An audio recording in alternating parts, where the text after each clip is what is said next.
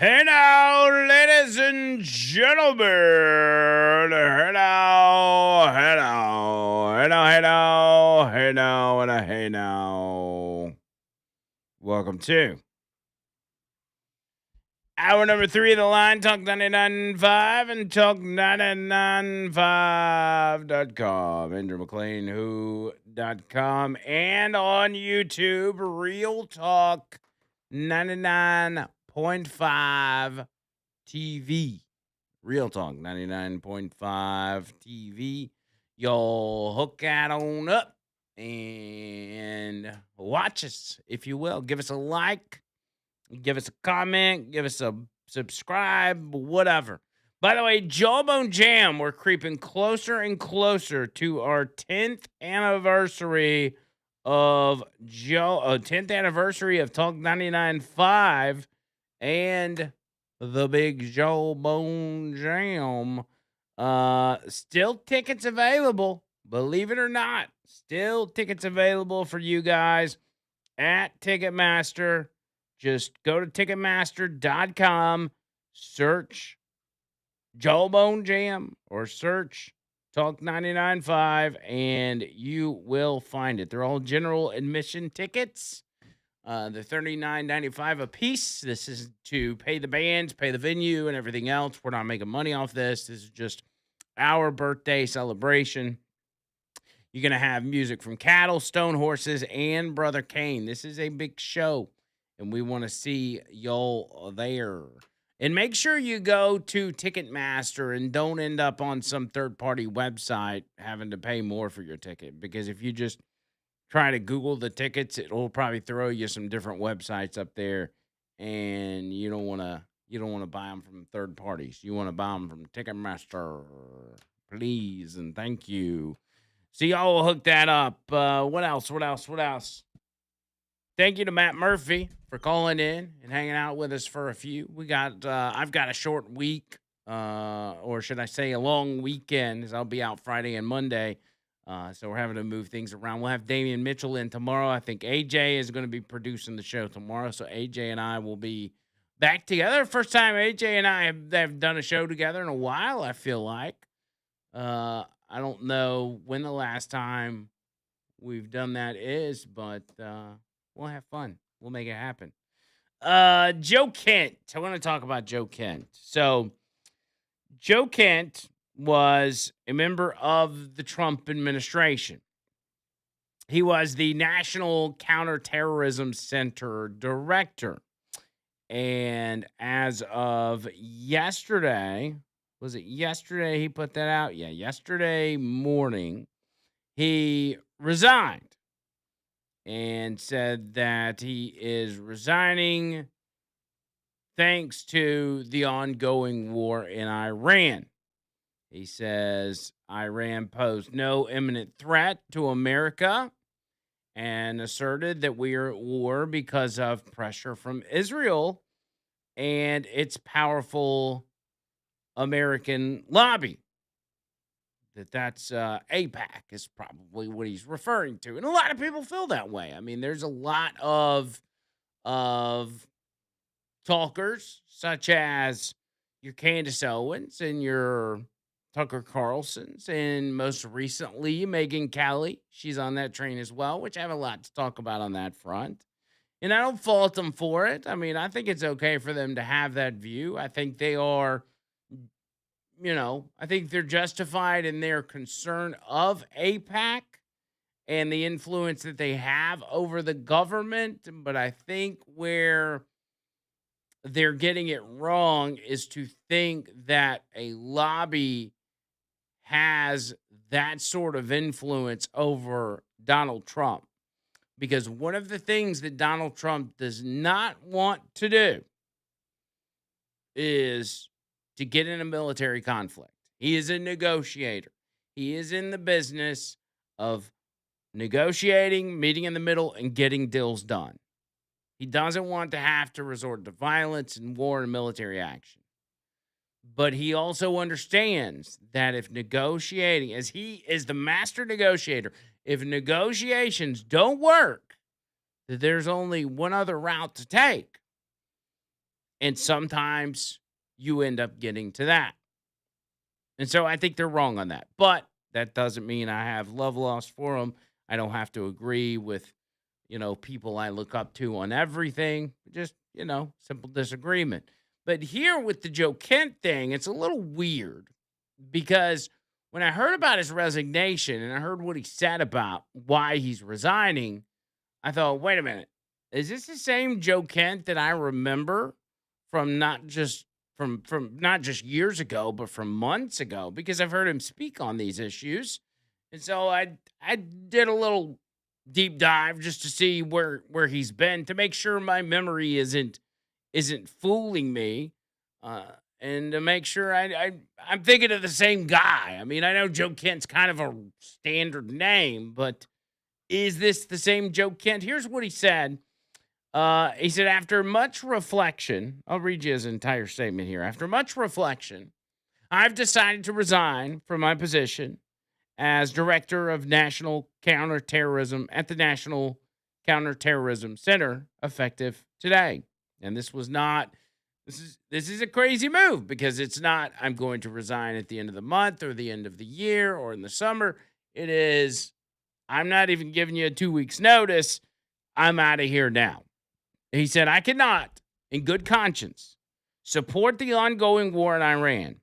Iran posed no, N-O, the word N-O, no imminent threat to our nation. And it is clear that we started this war due to pressure from Israel and its powerful American lobby. He says, I support the values of the foreign policies that you campaigned on in 2016 and 2020 and 2024. He's talking to Trump in this statement. And this is actually a letter to Trump. He said, which you enacted in your first term. Until June of 2025, you understood that the wars in the Middle East were a trap that robbed America of the precious lives of our patriots and depleted the wealth and prosperity of our nation. In your first administration, you understood better than any modern president how to decisively apply military power without getting us drawn into never-ending wars. You demonstrated this by killing Soleimani and defeating ISIS. Early in this administration, high-ranking Israeli officials and influential members of the American media deployed a misinformation campaign that wholly undermined your America First platform and sowed pro-war sentiments to encourage a war with Iran. This echo chamber was used to deceive you into believing that Iran posed an imminent threat to the United States, and that should you strike now, there was a clear path to a swift victory. This was a lie and is the same tactic the Israelis used to draw us into the disastrous Iraq war that cost our nation the lives of thousands of our brave men, of our best men and women. We cannot make the same mistake again. As a veteran who deployed to combat 11 times as a Gold Star husband who lost my beloved wife Shannon in a war manufactured by Israel, I could not support sending the next generation off to fight and die in a war that serves no benefit to the American people nor justifies the cost of American lives. I pray that you will reflect upon what we are doing in Iran and who we are doing it for.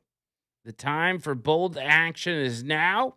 You can reverse course and chart a new path for our nation, or you can allow us to slip further toward decline and chaos. You hold the cards. It was an honor to serve in your administration and to serve our great nation. Joseph Kent. And I thought, okay, well, it's it's his opinion. And he can say whatever he wants to say. And I feel how he wants to feel. And if that's the case, we'll move on. We'll find the next best guy. But it caught me off guard because, again, I remember this Joe Kent feeling very different And before I get into that, actually, I'll get into that on the other side. Let me read you the first response from the White House. This actually came from Caroline Leavitt.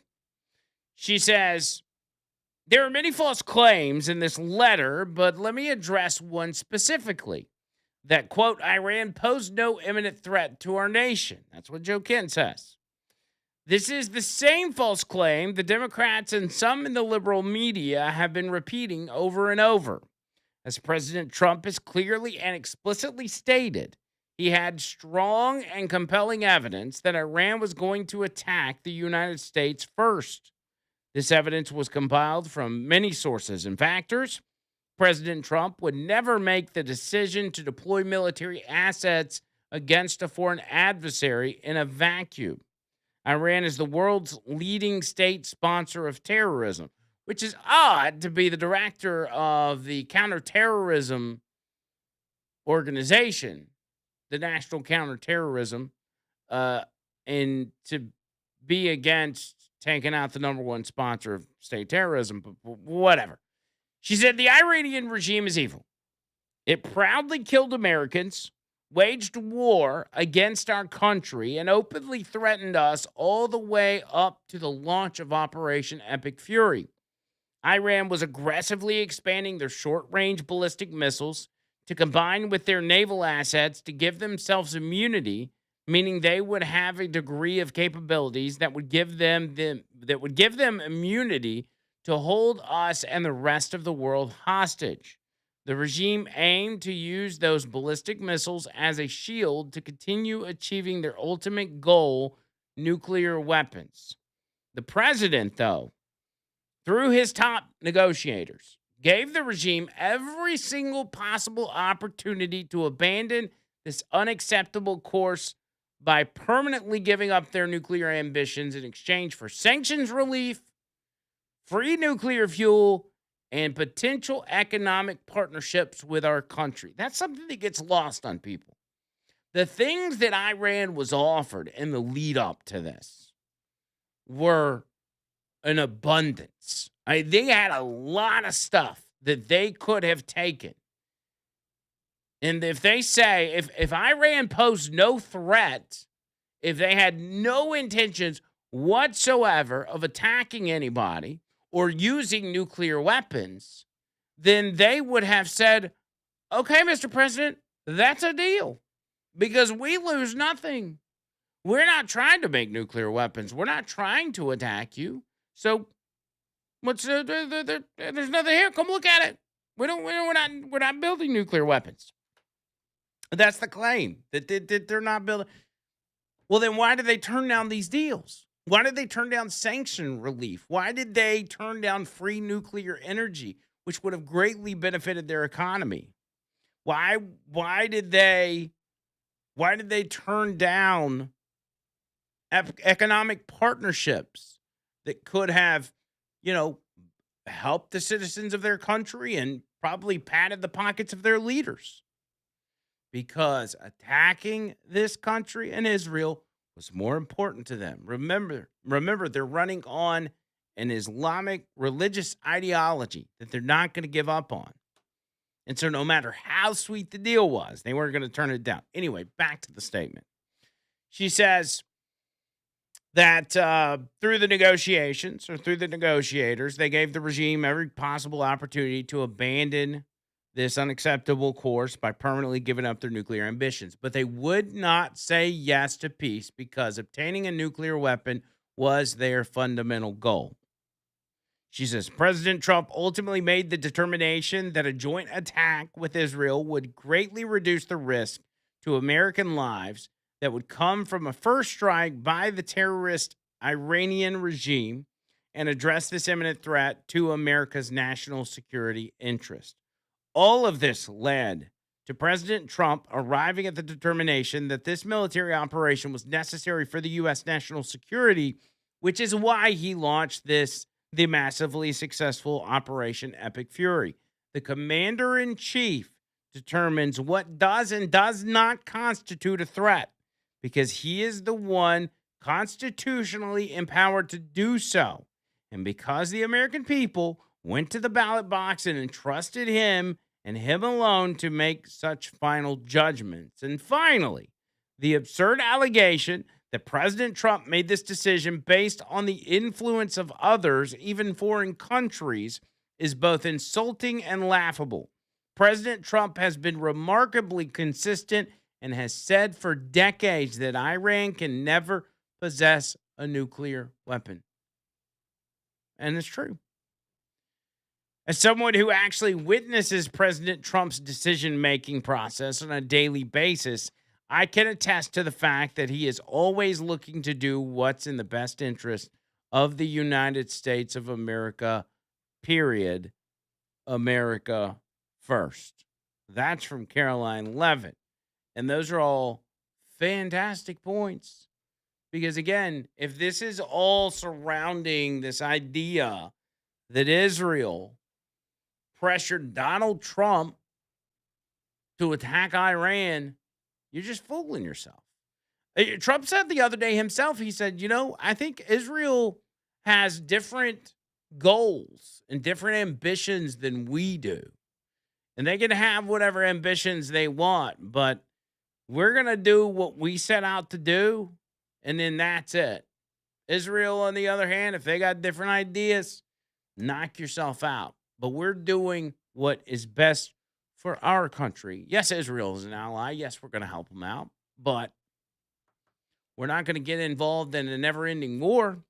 We're not going to be repeating what George Bush did back in the early 2000s. It's crazy to me that people can go on and say how Trump is so unprecedented and so out of his mind, and he's not presidential, and he doesn't act like any other president in the past. Yet when we are in this situation, they're like, oh, he's just doing the same thing that other presidents have done. Well, which is it? Is he the opposite of every president we've ever had, or is he the same? Because you can't have it both ways. 205-545-9950. More of the line coming up right after this.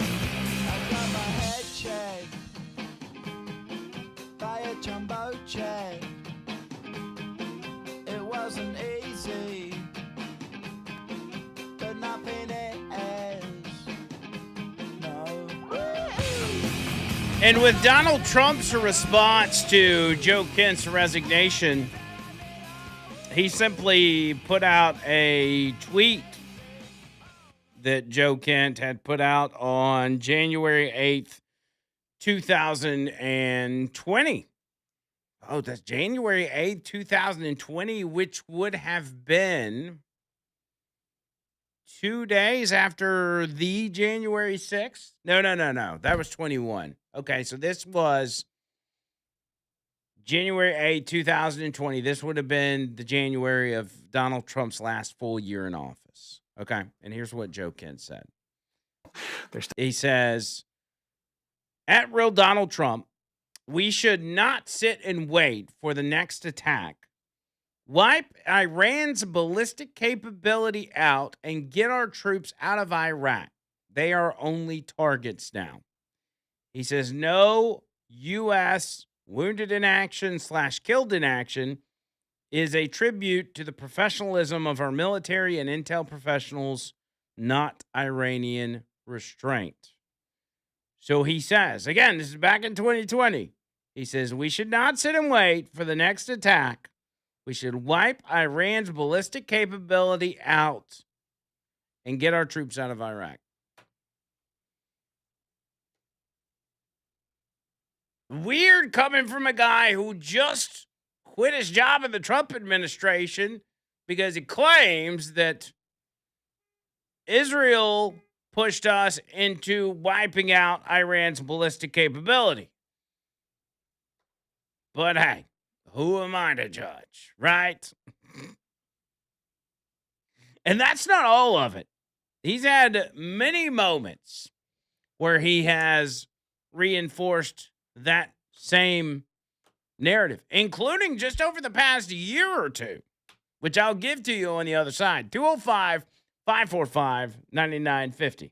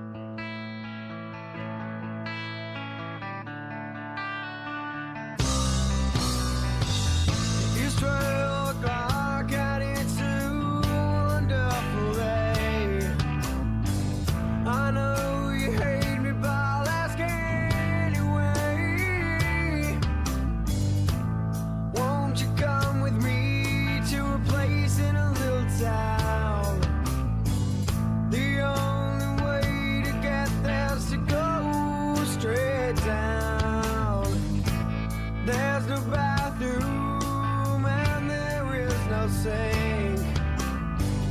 The water out of the tap is very hard to drink.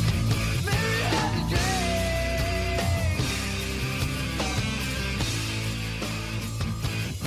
drink. There's a really cool story about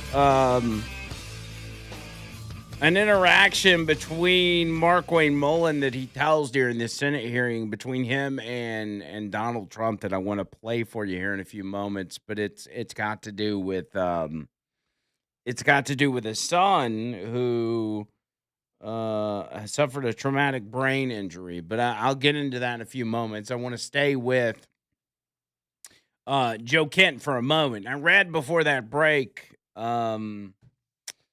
I read to you the what was it? The tweet that Donald Trump sent out, the old tweet of Joe Kent, that I'll revisit here in a second. But first, I need to tell you about Underdog Fantasy. That's right, Underdog Fantasy, UnderdogFantasy.com, and the Underdog Fantasy app. Love me some Underdog, and as you heard me and Murphy talking about the basketball tournament that starts tomorrow, it is the perfect time for you to get in on all the action and win yourself some money. I told you that filling out the bracket is a thing that a lot of us like to do.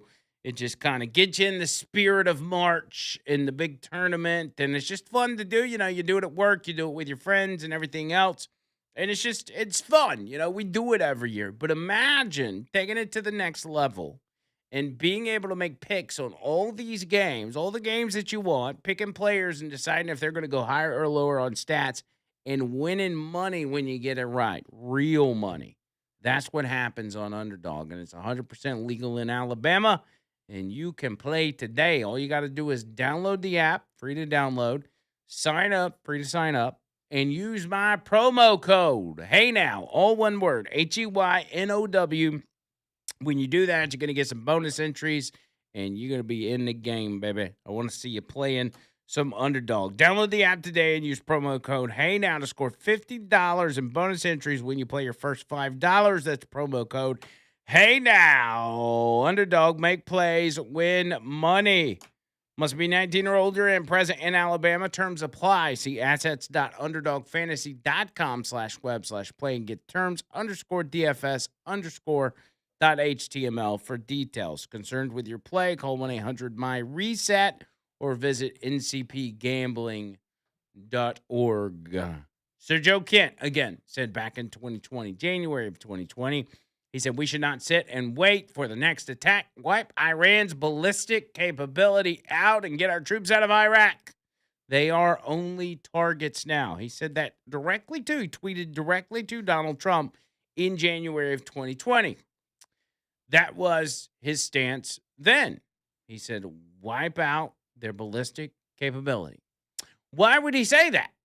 Because he believes Iran is a threat, not just to the homeland, but to U.S. assets, to military bases in the Middle East. And that's what this is about.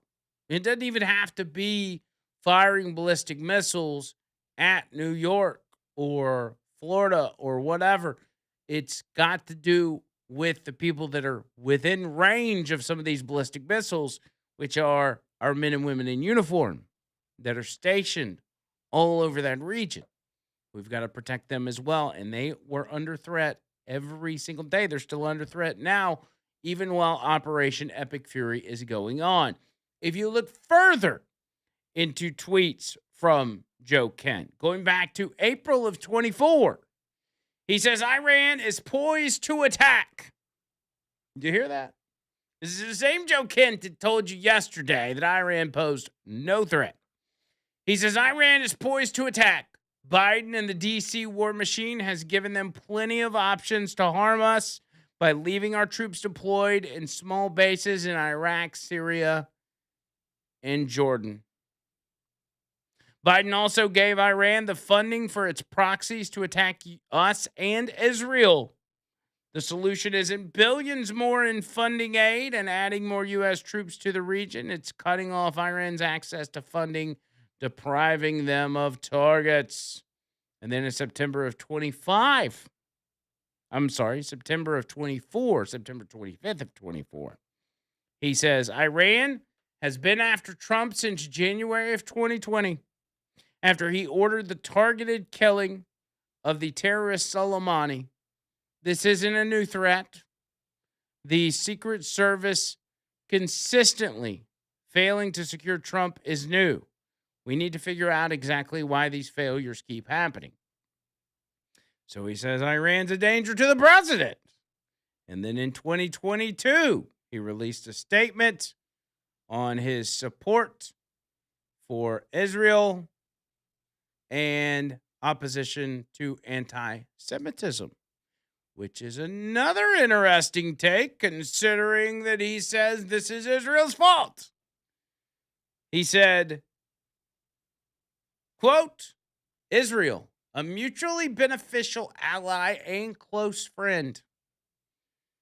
He says, I am intimately familiar with the help that Israel has provided the United States. During my military service in the Middle East, my fellow soldiers and I often relied on intelligence provided by the IDF and their intelligence agencies to help us accomplish our mission and keep us alive. The United States and Israel share common enemies in the Middle East, from terrorist groups like Hamas and Hezbollah to the totalitarian government of Iran. Building close economic, diplomatic, and military relations is in the United States' best interest and something I will advocate for as a member of Congress. He said the U.S., the foreign aid we provide to Israel is one of the few worthwhile investments the U.S. makes overseas that delivers a tangible return on our nation's security. I will support the current memorandum of understanding between the U.S. and Israel, and continued military assistance, including cooperation on missile defense funding and the Iron Dome project that protects Israel's diverse population of Jews and Muslims alike. One of the best things that President Trump did for the security of the United States and of Israel was terminating President Obama's Iran deal. I support working with Israel to apply maximum pressure against Iran's government and its proxies, Hamas and Hezbollah, and to prevent Iran from ever acquiring a nuclear weapon. He says it will support efforts to recognize and expand the normalization efforts between Israel and the UAE, Bahrain, Morocco, and Sudan to ensure peace and to bolster the coalition that stands in opposition to Iran. I also support a sustainable two-state solution between Israel and the Palestinian Authority that is negotiated directly between these parties without undue international influence that pressures Israel to make compromises that are not in its national interest. And then he finishes with anti-Semitism and attempts to weaken the state of Israel have no place in our country. I will oppose any effort to implement BDS policies within governments at the national, state, or local level, as well as any other efforts to undermine Israel's security within the world organizations like the UN or the ICC. Further, I will introduce legislation to strip the most vile anti-Semites in Congress from their committee assignments. And little did he know that he will be now labeled as an anti-Semite. So good for you, buddy. You really did it this time. Is Joe Kent an anti-Semite? Of course not.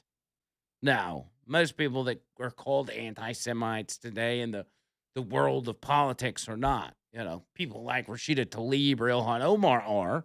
But, you know, it's kind of anti-Semitism is thrown around like racism. It's been thrown around over the past few years. You know, you kind of use it as I don't like what this guy's saying, so I'm going to call him this or I'm going to call him that. It's just the world we live in. But Joe Kent is now going to, you know, fall in that category, according to some, you know, your Mark Levins and whatever else. But the fact that he resigned in the fashion that he did and said those things kind of threw me off. He's dare I say Joe Kent is a little bit of a hypocrite. Is it a stretch to say that?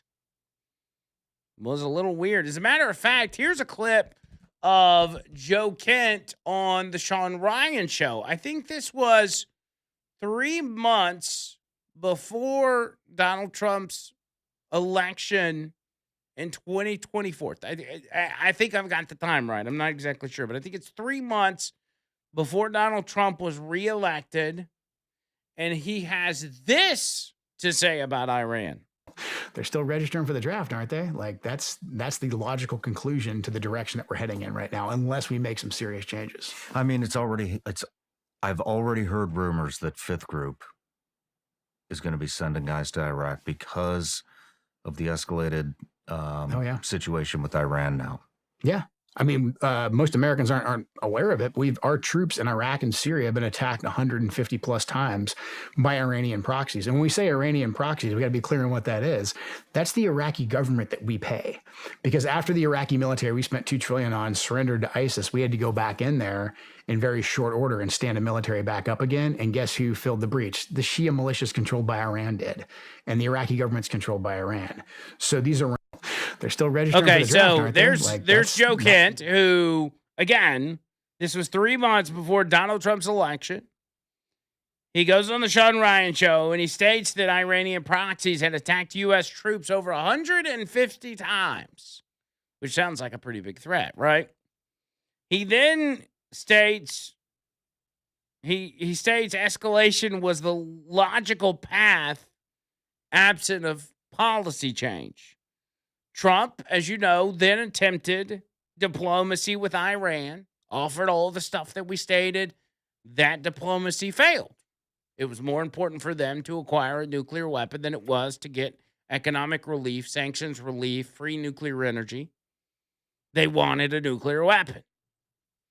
Yet now, even though Joe Kent has identified time after time after time, and I've given you all the examples, that Iran was a major threat, he suddenly claims that Iran poses no imminent threat.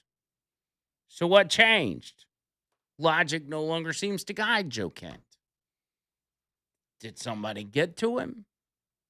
Did he genuinely have a change of heart on this? Or is he just, what? What happened?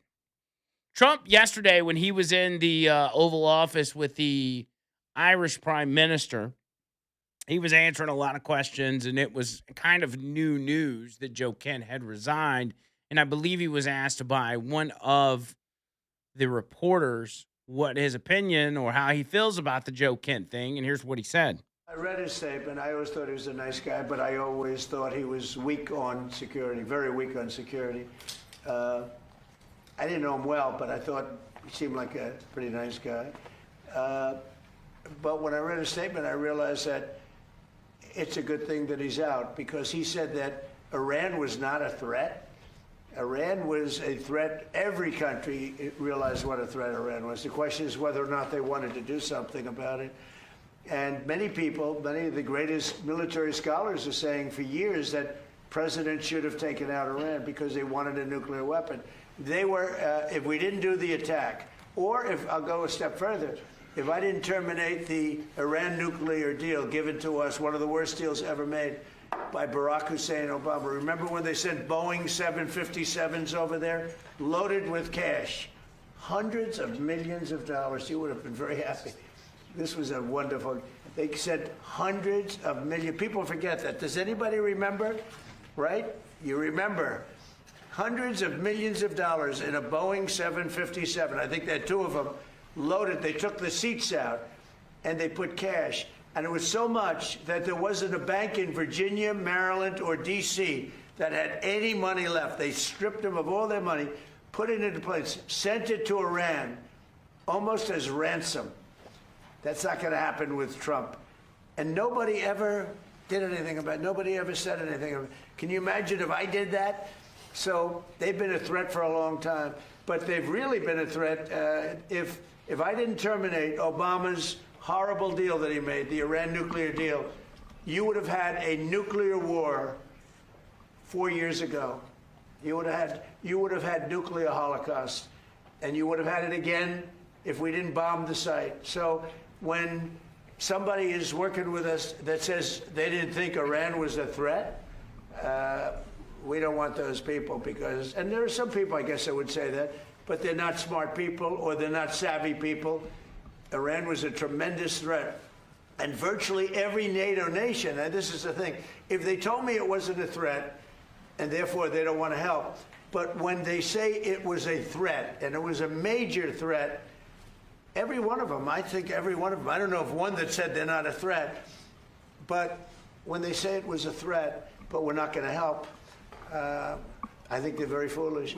Think about that when it comes to that particular scenario, the money that was sent by Obama to Iran, that they basically drained all the local banks of money trying to put together the amount of cash, not a wire transfer, not a promise, not a payment process, pallets of cash in different currencies. So it could be sent to, this country and that country and whatever, and go to these different terror proxy groups, right?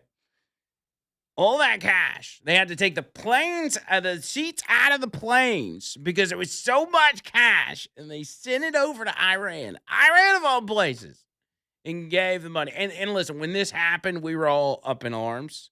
I remember it well. It was unthinkable, but, at that time, it was still kind of politics. You know what I'm saying? Like, it was just another piece of the Obama administration where it was like, why would you do that? But in retrospect, and you think about the position we're in now and the threat that Iran is now, it's very absurd, a very absurd move for that to have even taken place. And it goes to show you how much Iran wanted their nuclear program to pan out. They were taking things from the Obama administration. They took all that money knowing that there was going to be no accountability from the Obama administration or the international community on their nuclear program. If they thought that Obama was actually going to take action in order to stop their nuclear program, they would have never accepted the money. But they're thinking, man, this guy's a rube. He's going to send us all this money. We can fund our terror proxies. We can fund our nuclear program and everything else. It was a big win for them, and it accelerated them in a way that got them to where they are now, which is such a big threat. But the other point to that, and I always think about these things when Donald Trump starts talking, he's just, everything's so off the cuff and so random, and it's hard to keep up with sometimes. The way he explains how he talks to the other world leaders, in particular, the other world leaders in the Middle East. He says, I'm talking to these people on a regular basis, and they know he's a threat. In Joe Kent's mind, I guess the only person that Donald Trump talks to in the Middle East is Bibi Netanyahu, so that's the only opinion he gets. Donald Trump gets opinions from everybody. Bibi Netanyahu, the Israelis, yeah, of course, he wants to hear from them. But he talks to everybody in the Middle East, and everybody had the same consistent message, which led Donald Trump to this point, which was Iran is a threat. Even Iran's buddies, people that didn't want to attack Iran, that didn't want to get involved in Iran, were telling the president, hey, yeah. And also, these are people that don't like Israel either. They're saying, yeah, Iran's a threat. You might want to go handle that because the people before you were helping them build this monstrosity. They were helping them build these ballistic weapons and these nuclear weapons. So you're gonna have to be the president to do something. So what did he do? He immediately goes in and starts negotiating. Becomes clear it's not going to work. Takes action. It's very simple.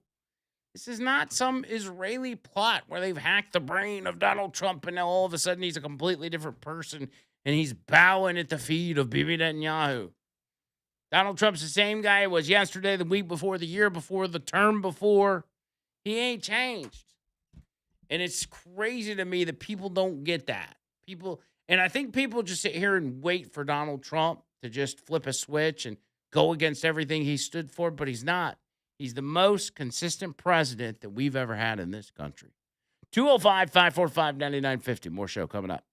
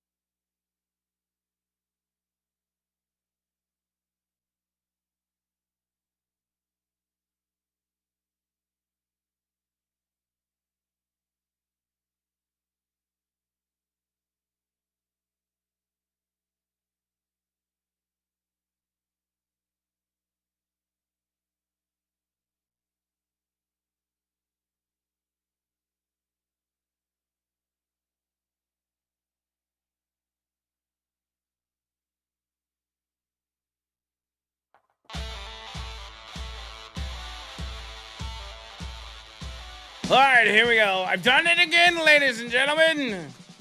I've rammed us up against a break, and I'm sorry.